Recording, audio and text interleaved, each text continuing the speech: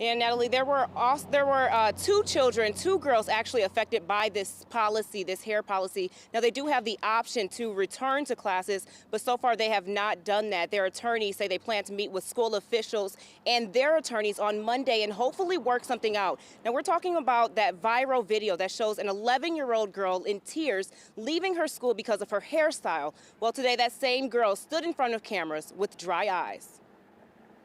Holding on to her family for support, 11-year-old Faith Finity stood in front of cameras wearing the same hairstyle that got her kicked out of school. The video of Faith leaving Christ the King School in tears has been viewed more than 2.5 million times.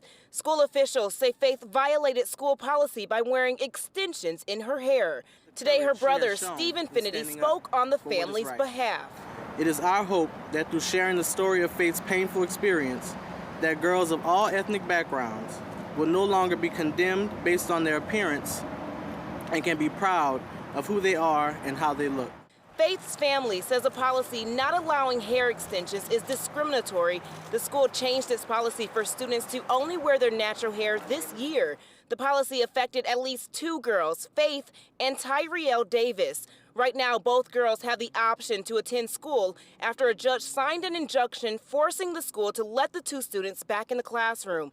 The Office of Catholic School Superintendent Dr. Raynell Houston released a statement saying, quote, "Our goal has always been to welcome the girls back to Christ the King Elementary School as soon as possible." The little girl's family hopes this video brings about change and thanked everyone for the support.